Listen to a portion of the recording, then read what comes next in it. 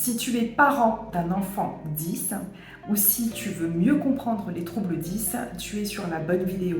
Dans quelques instants, on va être en compagnie de Aurélie Renard-Vignel. Aurélie a 32 ans, elle est formatrice, conférencière et auteure d'un livre sur les troubles 10. Elle a vraiment l'expertise 10 puisqu'elle a les 7 troubles et en plus elle a le trouble de l'attention. Donc elle va nous décrypter ces différents troubles et surtout elle va nous donner les clés pour que toi en tant que parent tu puisses mieux connecter avec ton enfant, que tu puisses mieux le comprendre, mieux l'accompagner. Et de grandes entreprises lui ont fait confiance comme par exemple Microsoft. Alors reste en ligne si tu veux voir cette interview en intégralité et surtout n'oublie pas avant l'interview de télécharger le kit de survie que j'ai conçu pour les parents d'enfants atypique où je te donne les clés, toutes les bibliothèques pour les sites les plus importants pour comprendre ton enfant. A tout de suite.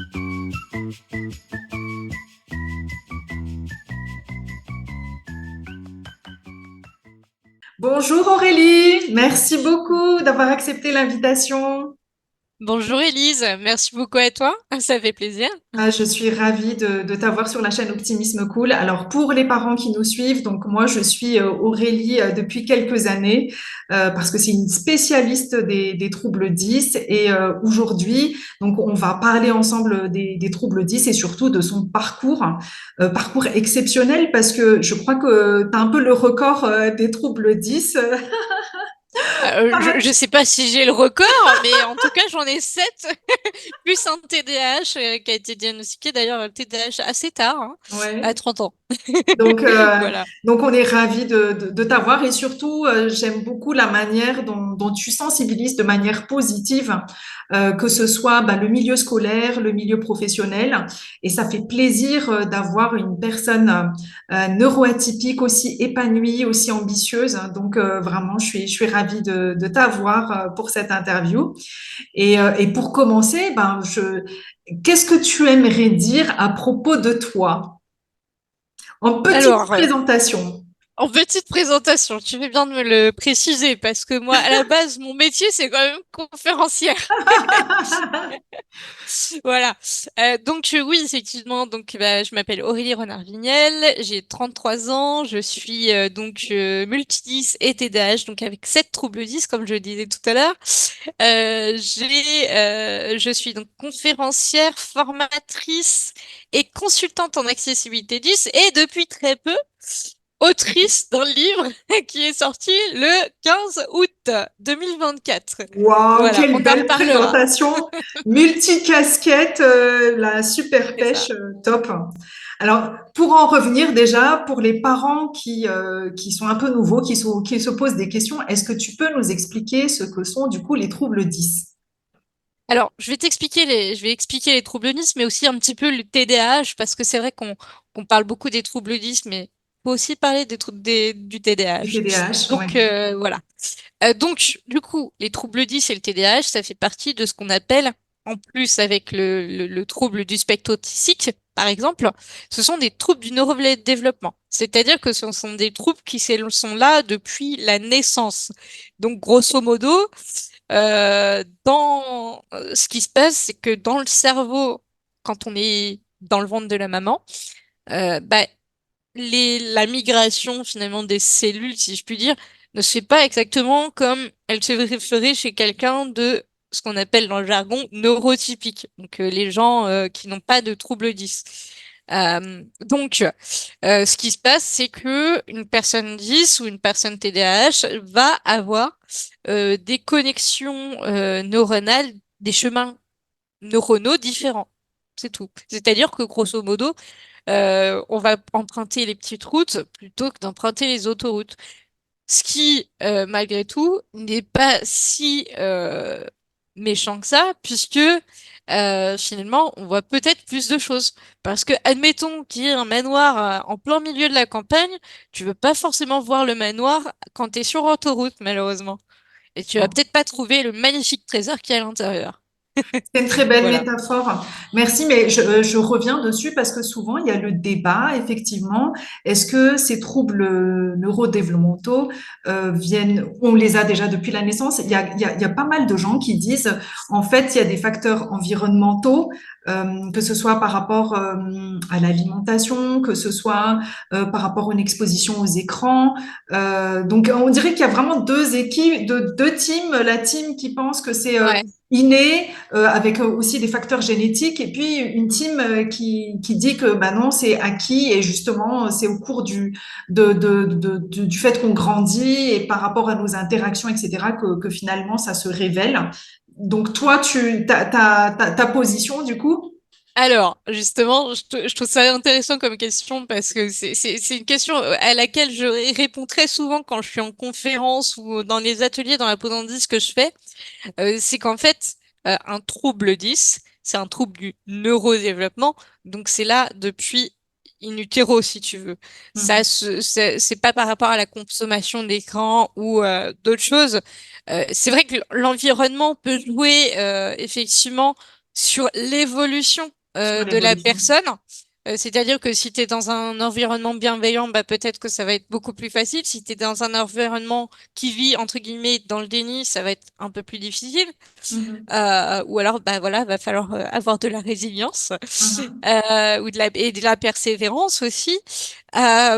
Mais grosso modo, ça n'a rien à voir avec, enfin, les troubles 10 ou même le TDAH n'ont rien à voir avec la consommation d'écran. Mhm. Et donc, Voilà. tu disais que toi, tu as 7 troubles 10. Comment s'est fait le diagnostic? Parce que, bon, déjà, le diagnostic est compliqué. Bon, c'est vrai qu'aujourd'hui, on a de plus en plus d'outils et puis on en parle de plus en plus. Donc, c'est plus facile.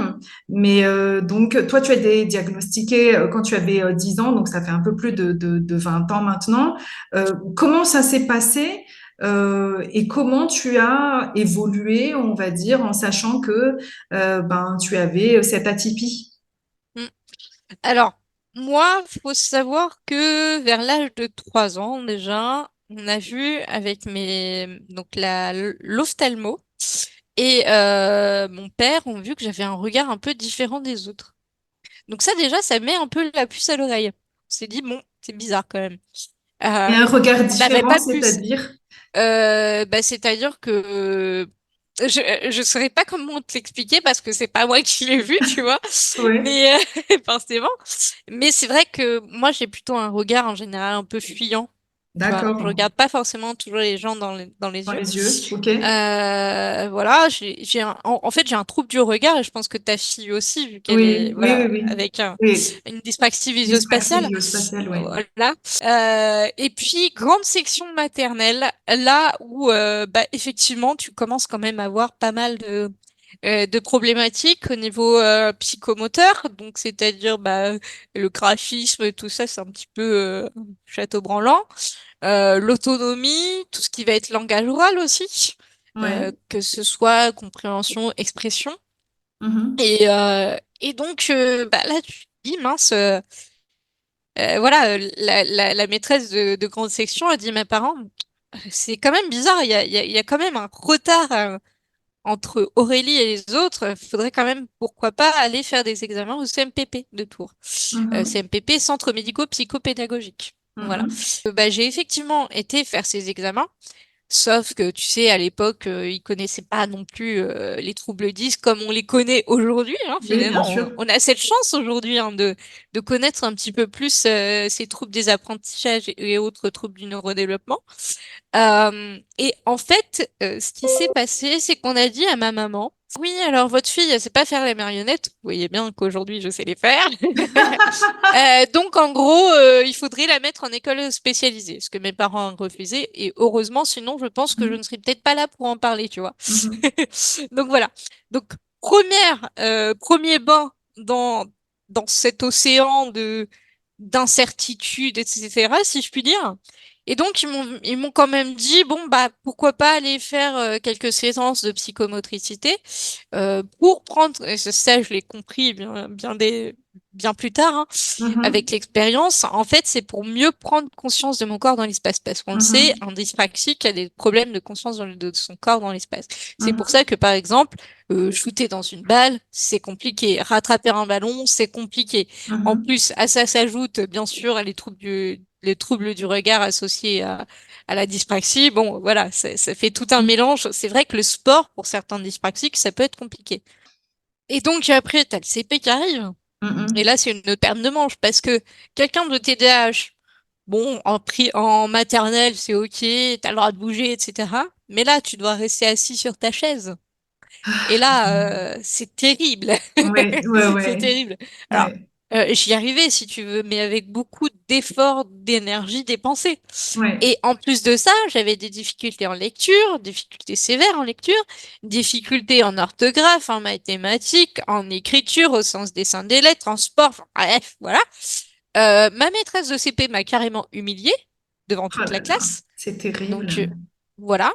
Bon, J'ai on lui subi fait du un petit harcèlement. coucou là à cette Voilà. maîtresse, hein. Je sais pas si elle va regarder la vidéo, mais bon, Mais bon, admettons. qu'elle se rende Euh, compte quand même ben, de ton ouais, parcours et surtout de ce que tu es devenu. Et c'est un c'est petit ça. message en Ouais. fait au passage aux parents qui justement ont des enfants avec des profs qui sont pas forcément très bienveillants. Il faut vraiment faire rempart par rapport à ça, quoi, vraiment. Mm, mm. Donc voilà, harcèlement scolaire aussi de la part des autres enfants dans la cour, parce qu'évidemment, la différence, c'est aussi bien pour les adultes hein, que pour les enfants. Souvent, la différence fait peur. Et malgré tout, c'est vrai que ce sont, entre guillemets, des handicaps invisibles, mais en même temps, quand tu côtoies la personne, tu comprends vite que c'est pas si invisible que ça. Non, C'est c'est pour ça clair. aussi que je fais des ateliers dans la peau d'indice, c'est pour visibiliser un petit peu tout ça. Voilà. Mais Donc, CP, j'ai commencé à aller chez l'orthophoniste. J'ai vu que tu avais fait une mhm, vidéo avec une orthophoniste qui était oui, d'ailleurs géniale. oui. Voilà. Le problème, c'est que cet orthophoniste n'était pas forcément au fait de la dysphasie, notamment. Et donc, moi, j'ai été réellement diagnostiquée à l'âge de 10 ans. Donc, Mhm, c'est un diagnostic quand même assez tard, malgré tout. Alors, je sais qu'aujourd'hui, c'est vrai.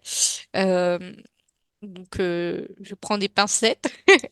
Mais je sais qu'il y a beaucoup de parents qui sont dans la galère pour trouver des orthophonistes, des professionnels de santé hein, ah, c'est un pour parcours du faire combattant. du bilan. Ouais. C'est un grand combat, je suis d'accord.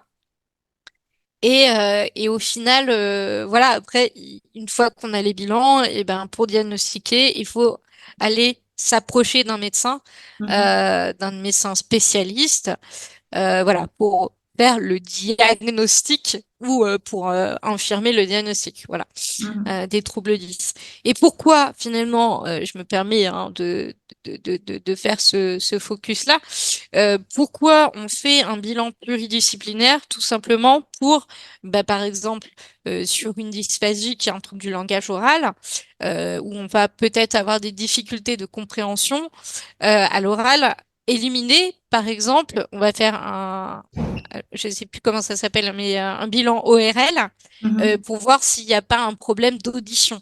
mhm, On va justement, pourquoi on fait ça? Pour éliminer, hop, ça.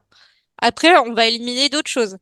Euh, la première chose à faire, c'est vrai qu'on parle beaucoup d'orthophoniste, etc. Ça, c'est très bien de prendre un rendez-vous chez un orthophoniste, puisque de toute façon, dans chaque trouble 10, on va vous demander un rendez-vous chez l'orthophoniste. mhm, Euh, mais d'après moi, le premier bilan à faire, ça reste un bilan de QI avec un bilan, ce qu'on appelle neuropsychologique avec test psychométrique. Alors, c'est pour ça que je dis bilan de QI parce que du coup, les parents, c'est beaucoup plus simple pour eux de comprendre ce que c'est.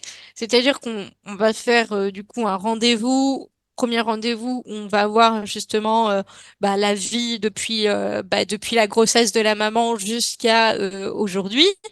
Et on va voir aussi donc le bilan de QI qui va faire état à l'instant T, hein, des capacités et des problématiques de l'enfant ou de l'adulte, parce que bon, on peut se faire diagnostiquer à l'âge adulte aussi.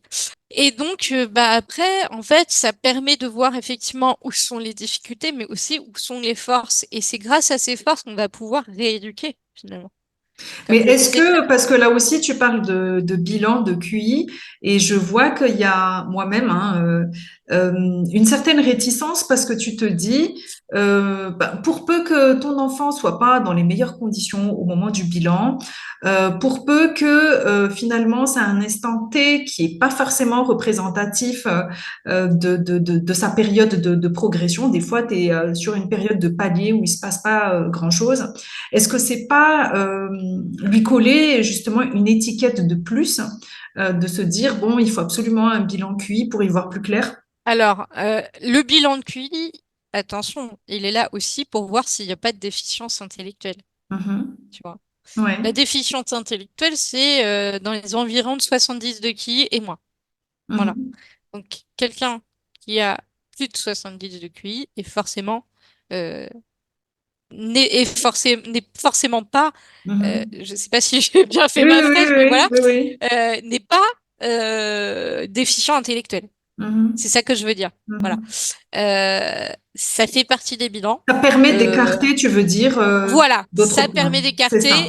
d'autres. Voilà.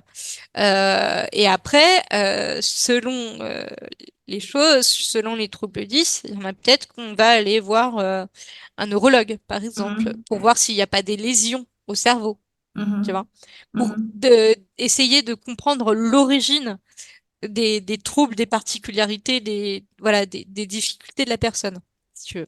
Ok. Donc, Donc, il y a pour ça. reprendre un peu par rapport à toutes ces informations, c'est vrai que quelque part, dans un premier abord, en tant que parent, on doit observer le comportement de nos enfants, on doit être en lien avec ben, l'école pour Mm. voir finalement quelles sont ses spécificités.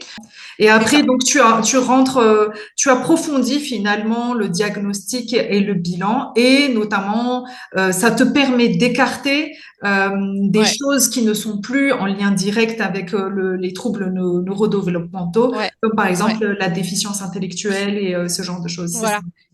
Si tu apprécies le contenu de cette chaîne, surtout abonne-toi ou laisse un commentaire.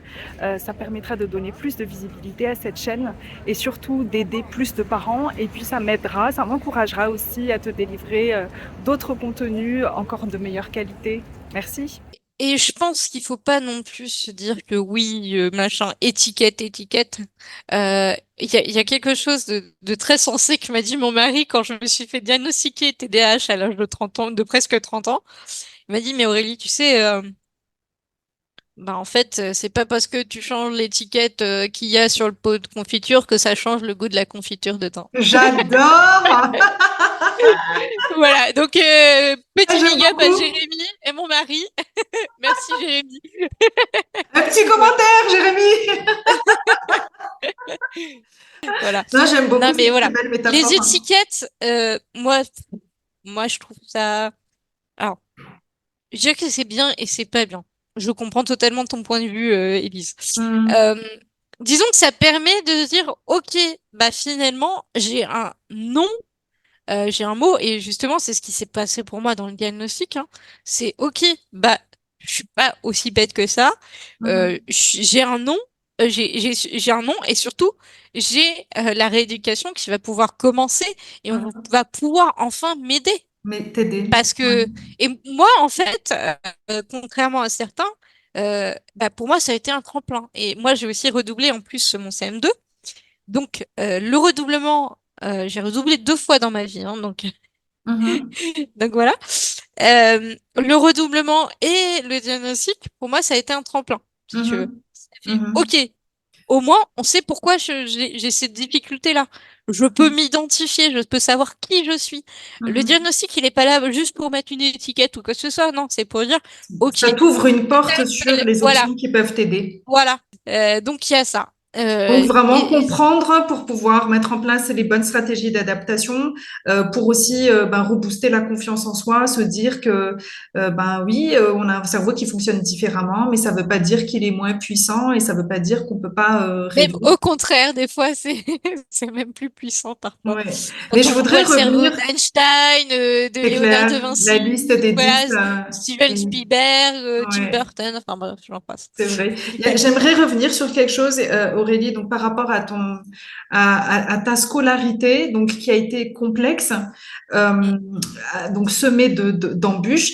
Qu'est-ce qui a fait que finalement tu as gardé, on va dire, est-ce que tu as d'abord gardé des rêves? Est-ce que tu t'es dit, oh là là, c'est terrible, je vais pouvoir jamais rien faire de ma vie parce que j'ai ci, j'ai ça, ou au contraire, tu t'es dit, tu as été soutenue et tu as su dans quelle direction aller?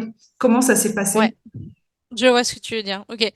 En fait, moi, je partais du principe que, bah voilà, j'évoluais au fil de l'eau. Et moi, mon rêve quand j'étais jeune, c'était d'être comédienne. Le problème, c'est Waouh. que, tu vois, bon, j'avais cette dyslexie quand même assez sévère. Quand j'étais en seconde, je fais, ouais, j'aimerais bien aller en L, mais je peux pas. Bon, Mhm. au pire, c'est pas grave. Parce que, comme on dit, tout chemin mène à Rome. Oui, Aujourd'hui, je suis conférencière. bah C'est un ouais, petit peu un mix entre comédienne et bien puis sûr, journaliste que j'aurais voulu bien faire aussi, sûr, tu vois. Et, oui. et donc, en fait, je me dis que, bah, en fait, il y a plusieurs voies, il y a plusieurs chemins. Il n'y en a pas Mhm. qu'un seul, en fait. Et puis, c'est OK de contourner le chemin pour aller ailleurs et revenir, finalement, bah, c'est comme les itinéraires bis, en fait. Oui, Moi, j'ai pris un oui, itinéraire bis pour faire mon métier oui, d'aujourd'hui. oui. Et, et en fait, alors, il y a aussi, bien sûr, l'environnement hein, qui joue beaucoup. J'ai eu la chance quand même d'avoir des parents qui n'étaient pas forcément, entre guillemets, exigeants par rapport aux notes. Ça, c'est vraiment une chance que j'ai eue. Merci papa, maman. Voilà. Et donc, Je pense que maman quand doit. tu arrivais avec un bulletin avec de mauvaises notes, qu'est-ce qu'il te disait? Ben écoute, et ça j'en parle aussi dans mon livre, tu feras mieux la prochaine fois. Et sur la lecture, à quel âge, on va dire, tu as pu lire de manière fluide? Oula. Euh, je saurais pas dire. J'avoue parce que en fait le gros souci, je dirais que le gros souci dans comment on appelle ça? Dans la scolarité, tu vois, c'est que on t'autorise pas forcément à parler, à lire à haute voix. Et moi, j'avais besoin de lire à haute voix pour comprendre ce que je lisais. Donc, lecture Ah fluide, oui, je dirais, il n'y a pas très très longtemps finalement. Parce que ouais, moi-même, j'ai lu mon propre livre audio et ouais, j'ai mis 10 mois pour le faire. 10 mois, te rends compte, 10 mois. Mais ouais, parce que voilà, il fallait que ce soit parfait, il fallait qu'il n'y ait pas trop de pop. Enfin ouais. bref, voilà, après, c'est du détail perfectionniste. Mais ouais, enfin, je pense que effectivement, bah, en fait, en sortant des études, hein. En fait, quand j'ai découvert, justement, et je pense que je peux me permettre à ce moment-là de montrer un petit peu Oui, mes mais bien livres. sûr, bien sûr, bien sûr. Voilà. Vous voyez, écriture, Arial 12. Ouais. Arial 12, beaucoup plus simple à lire qu'un Times New Roman Roman, classique. Et on est sur un aligné à gauche et non un justifié. Et ça ça change. améliore la lecture. Ouais. Et en fait, quand tu as les documents qui sont accessibles, il Oui. y a aucun enfin, pas- il y a, c'est pas qu'il y a aucun problème, mais c'est que il y a beaucoup moins de difficultés à lire et on prend Oui. plaisir à lire. C'est pour ça que mon livre, je l'ai fait comme ça. Et vraiment, voilà, c'est de se dire que, ok, je serai toujours dyslexique, mais si j'adapte, eh ben, j'améliore mes compétences en lecture. C'est juste Super. une question d'environnement. D'environnement. Et voilà, tu vois, par exemple, la télécommande. La télécommande, à la base, c'est un outil qui est fait pour des personnes en situation de handicap. Mhm. C'était pas destiné à tout un chacun qui zappe sur sa D'accord. télé, etc. Mhm. Non, c'était à la base pour des personnes en situation de handicap. Et aujourd'hui, la plupart des gens qui ont une télé zappent avec leur Avec la télécommande. télécommande. Je veux dire, voilà.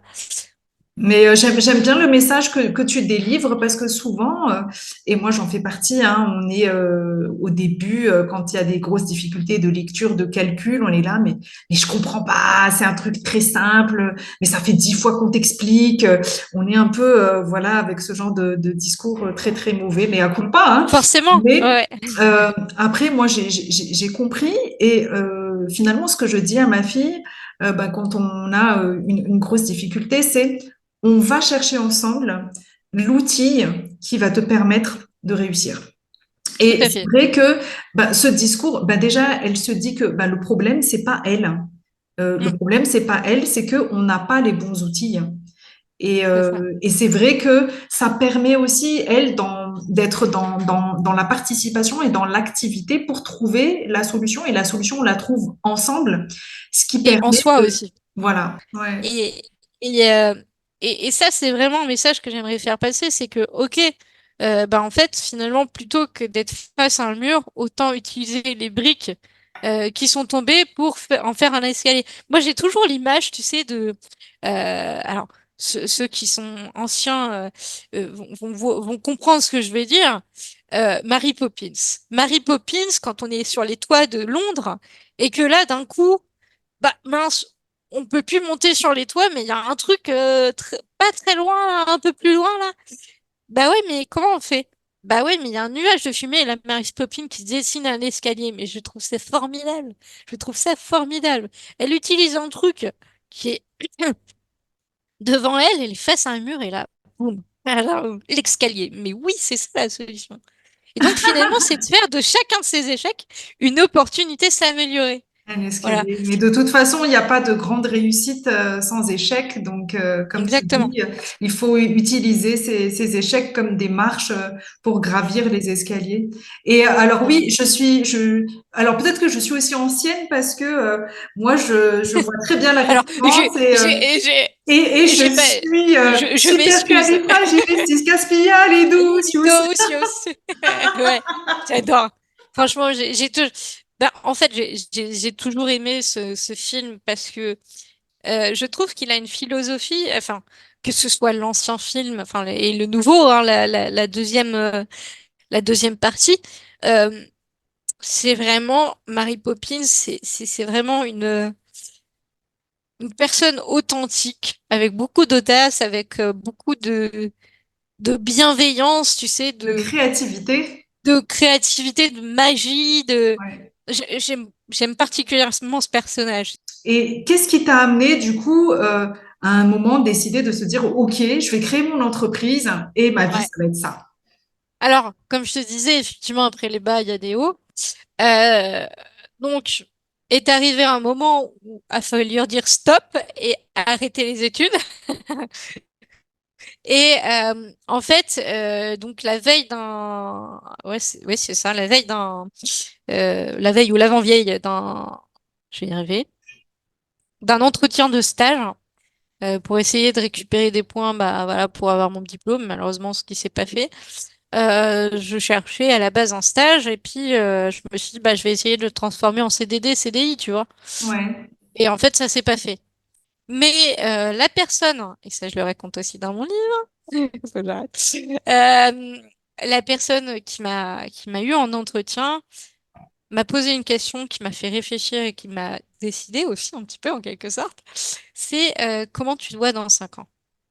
Et là, avec toutes les galères que j'ai subies, avec toutes les forces que j'ai, etc., je me suis dit, mais moi, je me vois sensibilisée aux troubles 10.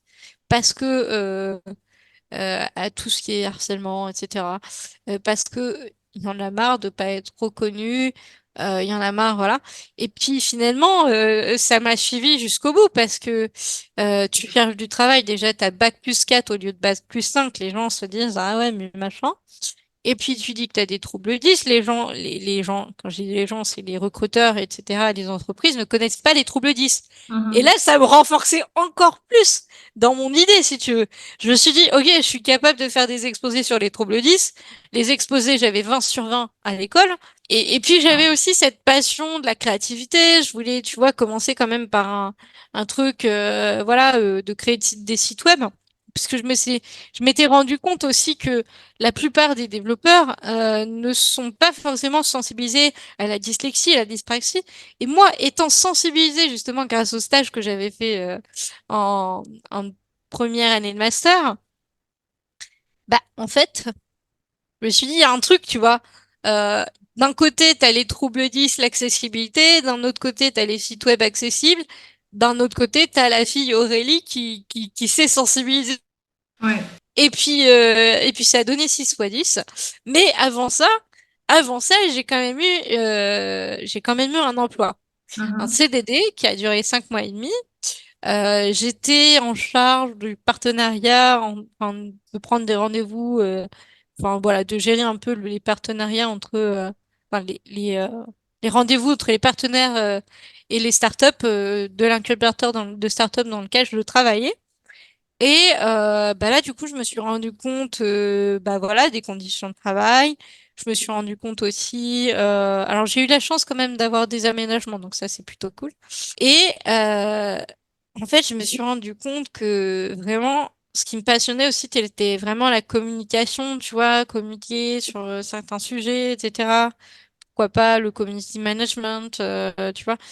En fait, moi, dans mon service, j'étais un peu le couteau suisse, tu vois. Mhm. Mhm. Et finalement, je me rendais compte que bah c'est une richesse parce que bah tout ce que j'ai fait aussi bien en cours, etc., ce que j'ai appris en cours et tout ce que j'avais appris à faire bah en tant que tu vois bénévole dans des associations, notamment de théâtre. Mhm. Voilà. Je savais que je savais vendre, je savais que je savais communiquer, faire toucher les gens aussi, ça c'est super important, surtout dans mon métier de conférencière. Et puis bon, avec l'histoire que j'ai aussi. Mais voilà, c'était vraiment un parcours de vie. Et je me suis dit, bah voilà, ok, bah si je m'étais donné pour objectif, si dans 5 mois et demi je ne trouve pas de boulot, je lance mon Je me lance entreprise. ton entreprise. Mhm. Mais donc, du coup, pour revenir au 7 troubles 10, la dyslexie, problème de lecture, la dysorthographie, problème d'orthographe, la dysgraphie, problème d'écriture au sens des seins des lettres, la dyscalculie, problème en mathématiques, la dysphasie, trouble du langage oral, donc ça peut être des troubles, donc c'est-à-dire des difficultés de compréhension et ou d'expression à l'oral. Ça peut être aussi des dyspraxies, donc dyspraxie, trouble de la coordination motrice, mais aussi avoir des problèmes de regard, hein, voilà, et de notion du temps aussi. Et puis trouble dysexécutif, dont on parle assez peu. D'ailleurs, c'est pour ça que je m'appelle 6 fois 10 et pas 7 fois 10, c'est qu'à l'époque, on n'en parlait pas encore. Mais les troubles dysexécutifs, ça va être des problèmes de gestion des émotions, ça va peut être des problèmes de planification des tâches, de mémoire de travail, des choses comme ça. D'inhibition aussi. L'inhibition, c'est par exemple, bah, admettons, tu vas au cinéma voir un film. Derrière toi, alors j'ai rien contre les gens qui mangent du popcorn au cinéma, mais c'est pour l'exemple. Admettons, il y a quelqu'un derrière toi qui mange du popcorn. En fait, tu vas être plus concentré sur la personne qui mange du popcorn que sur le film que Sur tu le étais venu film. voir. Ouais, ouais. Alors que tu as quand même payé ton cinéma. À moins que tu te les fait offrir, mais voilà. Voilà. Donc tout ça pour dire que voilà, ce sont des troubles 10, voilà, il faut les connaître. Moi, je sensibilise énormément d'entreprises, même des grands groupes, hein, ça m'arrive souvent. Voilà. Tu fais les associations, les écoles. J'aime bien, oui, voilà, les enseignants, voilà, les formateurs, je forme aussi, hein. Tu fais des Euh, ateliers. Voilà, des ateliers, souvent en entreprise, mais ça peut être aussi grand public. Voilà, donc il faudra surveiller un petit peu mes réseaux sociaux parce que je pense que dans les mois qui viennent, va y avoir pas mal de On mettra en voilà lien de dates, on mettra de en lien dates plutôt en France tous les métropolitaine liens. pour le coup. Ouais. Voilà. Mais oui, par exemple, 1er mars, je serai à Pornichet, à la médiathèque de Pornichet. Mhm. 1er mars, c'est dans longtemps. Donc, Mhm. voilà. Mais toujours est-il que voilà, je fais aussi pour le grand public parce que le grand public, encore une fois, les parents d'enfants 10, les grands-parents même, qui se posent des questions. Ah, j'ai mon petit-fils qui a ça, comment je peux l'aider, etc. Voilà, ça, c'est souvent que je reçois des appels un peu comme ça. Mhm. Et ça me touche beaucoup parce que ça veut dire qu'en fait, même les parents des parents bah voilà, sont impliqués dans ce processus, voilà, de vouloir le bien-être de leurs petits-enfants et même de leurs propres enfants, puisque un parent qui est en burn-out, forcément que ça va donner un enfant qui est pas forcément bien dans sa Bien. peau. Ouais. Et je tiens à préciser que personne n'est coupable. Bah voilà, c'est la vie, c'est comme ça. Et finalement, plus voir le côté positif que le côté négatif, bien que je sais que c'est parfois difficile pour les parents, Mhm. voilà, d'arriver à faire le deuil de l'enfant parfait, de l'enfant rêvé. Je pense que, et ça, je pense que c'est important pour les parents de le savoir, c'est que, ok, peut-être qu'à un instant T, on va avoir des difficultés, mais au final, les troubles 10, le TDAH, on l'a vu avec Noah Lyles, par exemple, dans les JO, c'est pas une fatalité parce que on a vu, bah voilà, médaillé d'or, pareil pour Simone Biles, TDAH aussi, qui est Ouais. médaillé d'or, pour maintenant future maman aussi. Voilà, je leur souhaite vraiment tout le bonheur du monde parce que c'est des gens qui se sont battus aussi bien dans la vie sportive que dans leur vie quotidienne et scolarité aussi, je suppose. Et que c'est pas, comme disait Noah Lyles, c'est pas parce que voilà on est dyslexique, asthmatique et compagnie, les DH, que on peut pas réussir dans la vie. C'est En clair. fait, ça nous définit pas. Non. Certes, il y a des étiquettes, je suis d'accord, mais au final, c'est finalement en faire une force, c'est de te dire, bah en fait, ok, j'ai ces difficultés, mais derrière j'ai plein de force. Et c'est là quand en jeu euh, le côté comment dirais-je, le côté iceberg, je Mhm. dirais. Le côté iceberg avec en haut les difficultés, la partie visible de l'iceberg et en bas les forces. De toutes Il y a les forces. forcément Mhm. les forces, il y a plus de force euh, que de difficultés au final. Mhm. Et malheureusement, beaucoup de personnes qui ont été stigmatisées ne se rendent pas compte des forces qu'elles ont. Mhm. Quand on dresse le tableau, on se dit, ah ouais, finalement, en fait, je pensais pas avoir autant de force, tu vois. Parce que Donc c'est les ça, c'est difficultés vraiment un sont message d'espoir. visibles Ouais, et voilà, les forces ne sont pas forcément compréhensibles par les c'est ça. neurotypiques. Mm. Donc, effectivement, Donc voilà. je te rejoins. Merci en tout cas d'avoir partagé avec autant d'authenticité et de spontanéité à la fois bah, ton parcours scolaire, ton parcours professionnel. On a bien compris que finalement, c'est tout ce cheminement qui t'a amené à être véritablement engagé pour les Mm. troubles 10. Donc, on rappelle quand même, et tu le mets dans ton site, qu'il y a 7 millions de Français 10, donc c'est quand même énorme. Plus que 7 millions, parce que dans les 7 millions, on ne compte pas ceux qui ne sont pas diagnostiqués, mais qui le font. Effectivement. Et donc, Voilà. enfin, vraiment, c'est un message. Faites appel à Aurélie. Si vous êtes voilà dans une association de parents, si vous êtes dans un grand groupe, participez à l'inclusion pour les troubles 10. Et quoi de mieux qu'une conférencière avec un parcours aussi exceptionnel pour partager ce message. Et on va parler justement de ton livre. Quel a été le déclic après avoir trouvé ta mission de vie, de te dire, bon, bah, maintenant, je passe à l'écriture du livre. C'est vrai que mission de vie, je pense que c'est un bon résumé, tu vois. Effectivement. Complètement. Donc ce livre, je l'ai commencé grosso modo. Alors, l'émergence de l'idée du livre a été ouais, juin 2018, tu vois. Donc, Mhm. début de mon entreprise, donc ça fait 6 ans qu'il mûrit, tu vois. Mhm. 6 ans, Wow. c'est beaucoup. Voilà. Ouais. Et donc, en fait, déjà, à l'époque où j'avais trouvé une orthophoniste, par chez moi, on commençait à se dire, mais en fait, c'est pas mal quand même, j'ai un parcours. j'aimerais bien me partager. J'avais déjà mon groupe Facebook à l'époque, avant de créer bah, finalement ma page et mon entreprise. Ça s'appelait le groupe s'appelle 6x10, c'est plus et pas 6x10 le groupe. Donc je me Ouais. suis basée sur la notoriété que j'avais déjà avec mon groupe. Parce que bah, j'avais une histoire propre à moi-même et j'en avais marre en fait de c'est parti un peu d'un ras-le-bol, hein, j'avoue. Mais d'en avoir marre que on soit toujours stigmatisé, que les gens ne comprennent pas le pourquoi du comment. Et vraiment, mon histoire, elle est tellement riche que je sais que je peux partager. Et aussi, tu vois, bah, j'avais discuté d'une anecdote que j'ai eue quand j'étais au collège.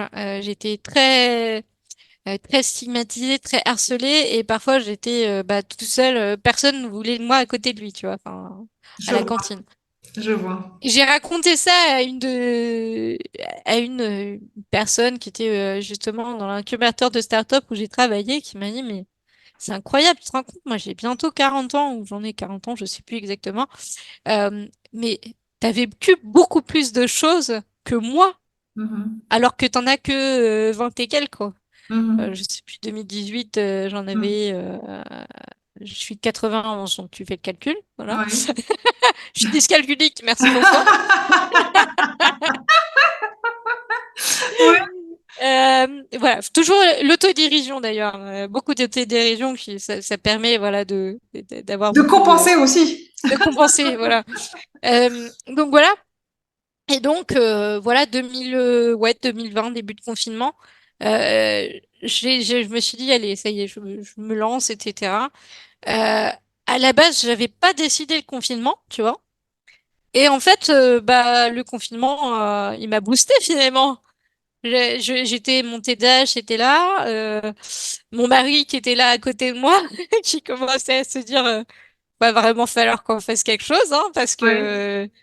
voilà, ne pas savoir que j'étais TDAH, bah, c'était un petit peu difficile parce que Oui. forcément, tu te retrouves à être un peu comme un poisson dans son bocal et à tourner en rond, quoi. Mhm. Donc voilà, j'écrivais. Enfin, j'écrivais, oui, et non. Parce que en réalité, j'ai vraiment commencé à écrire, ouais, 2021-2022, tu vois. Parce que j'avais les idées, mais il fallait les organiser. Le problème, c'est que quand tu as des problèmes d'organisation, c'est pas facile. Oui. Et bah, pendant cette année 2020-2021, bah, j'ai eu des contacts avec notamment une écrivaine publique qui m'a aidé à corriger ce livre. Je la remercie encore. Voilà, Sandrine.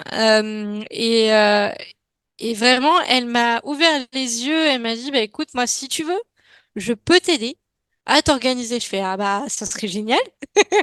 Donc j'ai pris à l'époque, bah, du coup, ce qui m'a fait vivre pendant le Covid, c'est clairement les sites web, hein, clairement. Mhm. Voilà. Mhm. Et donc voilà, et puis sur mon chemin, j'ai rencontré pas mal de personnes, etc. J'ai carrément même fait une conférence aussi pour Microsoft en visio Waouh. pendant le confinement. Enfin, c'était extraordinaire, quoi. En fait, j'ai réussi à faire des choses que je ne pensais pas possibles, si tu veux. Et finalement, bah voilà, c'est de se dire que on peut faire les choses, bien que effectivement ça peut mettre plus de temps, forcément, hein, puisque aujourd'hui j'ai écrit ce livre, mais j'ai mis grosso modo 4 ans à l'écrire. Mhm. 4 ans, t'imagines? Mhm. Mhm. Et j'ai gardé cette persévérance, cet esprit de combativité, de me combattre moi-même, tu vois. Ce livre, c'est avant tout thérapeutique pour moi. Je me souviens qu'il y a quelqu'un dans ma famille qui m'a dit, Aurélie, t'attends pas à vendre beaucoup de livres. Bon, c'est le côté, si tu veux, un peu entourage qui a toujours peur de, voilà, de ses proches, voilà, qui veut prendre soin de ses proches pour éviter les problématiques. Mais je pense que cette réflexion m'a permis de rester la tête haute, de garder la tête haute. Et je remercie cette personne. Je ne ferai pas voilà, je ne révélerai pas son nom, mais je pense que cette personne sait qui elle est. Bref. Et donc tout ça pour dire que, bah oui. c'était ma thérapie en fait. Il fallait que je dégage un petit peu tout ça de mon être parce que c'est beaucoup de traumatismes du passé. J'ai fait carrément une dépression pendant l'écriture de ce livre. Donc c'est dire à quel point c'est resté en moi. Et du coup, bah, j'ai fait du MDR pour dégager tout ça. Et puis après, ça m'a libérée pour écrire, quoi. Donc, c'est un condensé de vie. Et puis, je me suis dit, j'ai pas envie juste de faire une autobiographie. J'ai aussi envie de mettre des trucs et astuces dedans. Parce que bah, c'est vrai que moi, c'est ce qui m'a manqué quand j'étais jeune. Quand j'étais adulte, quand je suis devenue adulte, je me suis dit, mais mince, il n'y a aucun témoignage d'adulte que je trouvais sur Internet. Je trouvais que des témoignages de parents d'enfants lisent, de machin, Ouais. mais aucun témoignage d'adulte. Donc, j'ai voulu mettre ma pierre à l'édifice, on va dire. Et donc, voilà, j'ai sorti Ben, ça 4 merci. ans plus Tu peux tard. bien remontrer, s'il te plaît, le livre qu'on voit bien, l'illustration. Moi, neuroatypique, le secret de ma résilience. Donc, avec les illustrations de ta sœur Sylviane. Et donc, on Voilà. voit les mots-clés sur le harcèlement, la persévérance, la résilience, les troubles 10, les troubles TDAH, la discrimination.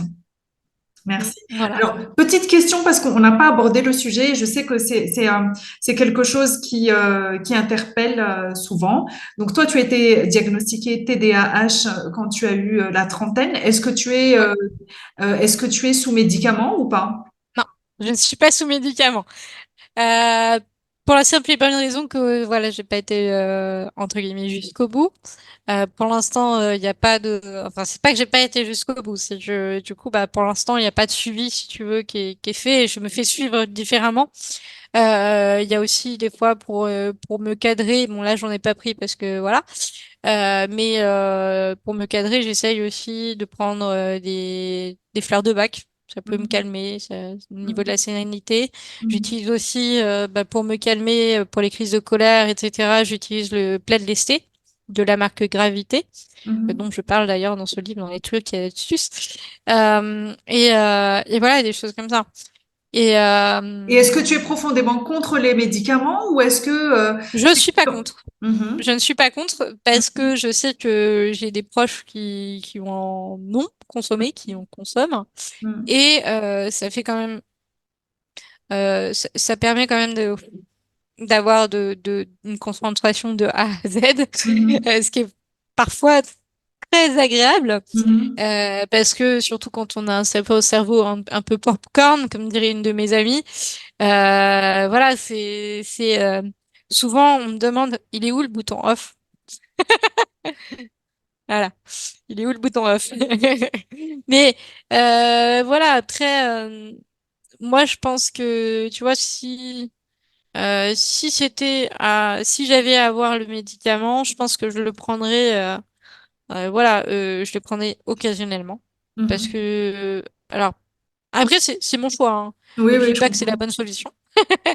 Mais si j'ai un truc à faire et que vraiment il faut que je me concentre, etc., peut-être je le prendrai à ce moment-là, À tu ce vois. moment-là. Peut-être pas tout le temps, parce que des fois, je trouve que c'est aussi bien d'avoir sa propre créativité, son Mhm, énergie puissante, etc., du TDAH, parce qu'il n'y a mhm, pas que du négatif dans le TDAH. Je pense que le TDAH a beaucoup aidé Noah Lyles, notamment dans son activité sportive, et aussi probablement Simone Biles. Mais voilà, je suis pas contre.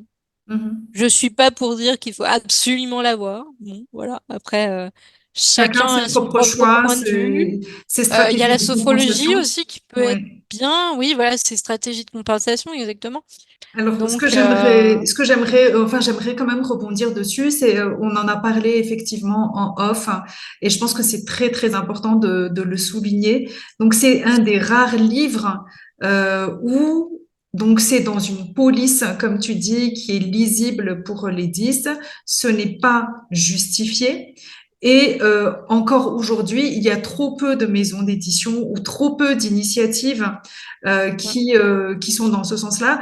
C'est vrai que moi-même, je vois des initiatives, mais qui sont vraiment pour la petite enfance, euh, mm, pour l'apprentissage de la lecture, mais je dirais pour pouvoir accéder à des livres de différents styles. Et pour la partie Oui, adulte, c'est très, très rare. Et la deuxième ouais, chose que j'aimerais souligner, dont on a parlé en off, c'est que tu proposes dans ton livre une version audio et une version e-book.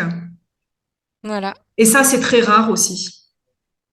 Un livre 3 en un, un livre Voilà. papier 3 en un. C'est-à-dire que tu peux à la fois regarder les images parce qu'elles sont belles.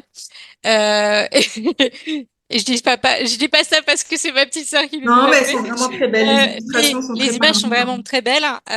Et ça permet comme ça de voir aussi le texte et de se dire, ah tiens, c'est vrai que ah, c'est pas mal. Oui, je retiens. Bah, je peux souligner par exemple un mot ou j'en sais rien. Et puis l'écouter en même temps, parce que j'ai fait le livre audio aussi pour ça, pour les personnes qui préfèrent avoir l'audio aussi, parce que quelqu'un qui est dyslexique et qui va juste lire les caractères, bah peut-être qu'il va se dire ah bah ouais mais je comprends pas, je préfère l'audio. Et bah peut-être là il va prendre plaisir à lire. Parce que au final, et c'est ce que je mets sur un de mes marque-pages qui sera disponible d'ailleurs en version premium pour l'instant. Pour l'instant, j'ai pas encore eu le temps de. C'est toujours les cordonniers le plus mal chaussés d'ailleurs. J'ai pas encore eu le temps de finir la page boutique que je voudrais faire, mais elle arrivera bientôt. Mais je vendrai en direct pour la métropole. Donc un pack un peu premium avec à la fois le livre, donc dédicacé s'il vous plaît, à la fois le marque-page et à la fois le stylo 6x10, donc le stylo qui est comme ça, avec une petite encoche pour les super dysgraphiques. D'accord, ah, c'est chouette. Ah Voilà. bah ça, c'est un joli cadeau. Et donc, première partie, tu parles de l'autobiographie. Deuxième Ouais. partie, tu parles des astuces. Mm. Tu as parlé du fait que la police est importante. Tu as parlé, je reviens aussi, dans la deuxième partie, tu parles du fait que personne n'est coupable. Et il y a une thématique que tu affectionnes particulièrement dans ton livre, c'est l'acceptation de soi. Ouais. L'acceptation de soi, pourquoi? Parce que pour accepter son handicap, il faut s'accepter tel qu'on est. Et donc avec ses difficultés, certes, mais aussi avec ses forces. Et c'est pour ça que je parle justement j'ai parlé tout à l'heure bah voilà, de cet iceberg. Je vous ai montré cet iceberg, c'est pas pour rien. Et je pense que c'est aussi bien de savoir ce que vaut l'autre aussi. L'autre, enfin, le proche avec qui on vit, que ce soit son enfant, son concubin, son conjoint, son ami, j'en sais rien. Mais comprendre comment fonctionne l'autre pour mieux l'aider à se comprendre lui-même. Mhm. Voilà. Et Et ton, je pense qu'en fait, c'est bien pour tous, hein. Je veux dire, certes, c'est bien pour les 10 et TDAH, mais c'est bien pour tous en fait, hein. Et c'est très bien, et c'est bien ce que dit justement ma correctrice et relectrice officielle. C'est un livre au témoignage édifiant entre combat d'une vie et trucs et astuces pour mieux vivre avec ses troubles 10 et son TDAH, pardon. Trucs et astuces également utiles, même si ne l'êtes pas. il y a une thématique que tu abordes aussi dans la deuxième partie, la concentration et l'attention. Et là, j'insiste encore hein, sur le fait qu'effectivement, c'est pas uniquement pour un livre pour uniquement les personnes qui ont des troubles 10, parce que la concentration et l'attention, c'est vraiment une thématique majeure. Actuellement, bon, je sais qu'on aime toutes les deux le livre de Fabien Olicard, Votre super pouvoir, Ouais, c'est vrai. l'attention. Et c'est vrai que nous-mêmes, en tant que parents, ben, j'invite vraiment les parents à faire une petite introspection sur comment on est au niveau de l'attention, parce que on est tellement sollicité actuellement avec les Avec les écrans, écrans. avec les, etc.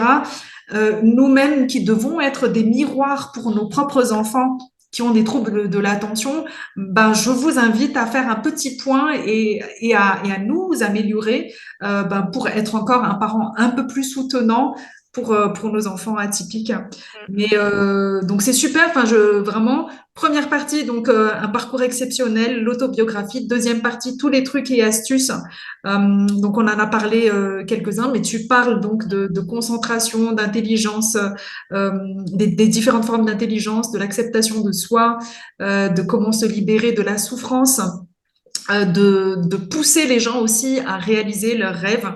Donc vraiment, Ouais. j'invite Ça, tous les c'était parents. vraiment quelque chose qui me tenait d'être, un, deux, trois, qui me tenait à cœur, je vais y arriver. Là, tu vois, je commençais à paniquer. C'est pas grave, ça arrive à tous, hein, de fatiguer. Et encore plus aux personnes dysphasiques comme moi. Oui, je suis pas une sainte, hein, Mais tout ça pour dire qu'effectivement, pour moi, c'était important parce que je pense que ce qui m'a fait entre guillemets rester en vie, rester dans l'optimisme, dans l'optimisme, pas forcément toujours, mais dans la voie, ok, j'ai un rêve. Mon objectif, c'est de le réaliser ou d'essayer de réaliser quelque chose d'assez similaire, si tu veux. Ouais, Et je pense que quand on a ce, on va dire ce mood board, bah, on se dit, ok, bah, pourquoi je suis là sur cette terre? Ok, il y a des difficultés, etc. Bon, c'est vrai que j'ai quand même, malgré tout, une famille qui a vécu la déportation, etc. Donc, je ne connais pas personnellement la déportation, mais je connais un petit peu les conditions dans lesquelles était mon arrière-grand-père, par exemple, euh, en camp de déportation. Bah, en fait, on se dit, bah, finalement, ok, tout ce qui m'arrive, bon, tout ce qu'a vécu mon arrière-grand-père, au final, il a réussi quand même à revenir de ce camp, hein. Il a été à Mauthausen-Narao pendant 1 an et demi, je crois. Et il est revenu chez lui. Donc, je me dis, rien n'est impossible, quoi. Ils ont vécu, mes arrière-grands-parents et mes grands-parents ont vécu quand même, voilà, la guerre. Et au final, après la guerre, bah, il y avait les belles choses. Donc, je me dis que bah en fait c'est aussi un peu dans mes gènes, tu vois. Se dire ok bah c'est pas parce que aujourd'hui il fait froid, il fait moche, voilà, il fait pas beau que demain il y aura pas du soleil, tu vois. Et comme dit le devin dans Astérix et Obélix, après la pluie vient le beau temps, quoi. Et voilà. C'est se dire, ok, bah, peut-être qu'aujourd'hui, effectivement, c'est un jour sans, et peut-être que demain, ce sera un jour avec, et tant mieux, en fait. Voilà. Donc, faut le merci. garder le sourire. Et le sourire, j'ai appris à sourire à l'âge de 18 ans, tu vois, à Mais en faire tout des cas, tu l'as hibou devant gardé. la glace. Voilà. Je Tu l'ai l'as gardé gardé. parce que, justement, en fait, le fait de plus subir le harcèlement, ça m'a permis de dégager un petit peu tout ça. Voilà. Mais merci en tout cas pour tout ce partage. Est-ce que tu as un dernier message à partager à l'audience? Je dirais un message d'espoir parce qu'effectivement, voilà, on parle beaucoup des difficultés, de tout ce qui se passe. Voilà, les aménagements, ça existe, mais derrière, voilà, vous avez tous des forces. Même même celui qui dit ah non, j'ai que des difficultés, non, il y a des forces derrière. Faut juste être aidé, être soutenu, être entouré, parce que ça, être entouré, c'est vraiment, je pense, une des clés pour réussir. Et puis, bah voilà, si vous n'êtes pas forcément entouré, bah entourez-vous des meilleures personnes qui soient. Et C'est-à-dire plus que si vous bienveillante. voyez quelque chose, voilà, quelqu'un, bon alors sans vouloir donner mon exemple, mais quelqu'un qui est bienveillant, qui vous pousse vers le haut, qui vous inspire finalement, bah voilà, c'est vers peut-être regarder des vidéos de personnes inspirantes, par exemple, d'écouter des podcasts aussi, voilà. C'est de se dire que, ok, c'est pas parce que aujourd'hui, c'est ce que je disais tout à l'heure, hein, c'est pas parce qu'aujourd'hui c'est tout gris, tout moche, que demain ce sera pas ensoleillé et avec un superbe lagon bleu, voilà. Bon, c'est un peu rêvé, mais, Non, mais mais en tout voilà. cas, merci. Merci beaucoup pour tout le soleil et tout l'espoir que tu apportes. C'était vraiment un échange très enrichissant. Et puis, ben, j'espère que ça permettra aux parents qui regardent la chaîne, qui consultent régulièrement le blog, de repartir avec plein d'espoir et de se, Ne vraiment, jamais perdre espoir, de surtout. ne Ne jamais perdre jamais perdre espoir. espoir. Et de partir aussi avec cette optique que, ben non, en fait, on n'a pas à changer nos enfants. Ils ont leur force. À nous de trouver les bons outils pour révéler tout leur potentiel et de les accompagner avec amour, bienveillance et tolérance et leur transmettre la persévérance pour les faire briller. Merci beaucoup à toi, en tout cas, Élise, pour l'invitation et aussi pour pour le beau travail que tu fais parce que c'est riche en fait parce que il faut ça en tout cas aux parents d'enfants de 10 pour avoir de l'espoir et se dire que rien n'est impossible. Comme Rien dirait n'est d'ailleurs mon impossible. frère. On va rester sur cette, Voilà. sur cette tagline. Rien n'est impossible. Voilà. Merci beaucoup Aurélie. On te retrouve Merci à sur toi. ton site. On met en description donc les liens pour acheter ton livre, pour retrouver ton groupe Facebook, pour retrouver ton blog. Ouais. Bah, merci À très beaucoup vite. encore. Au revoir. Merci. Ciao, ciao.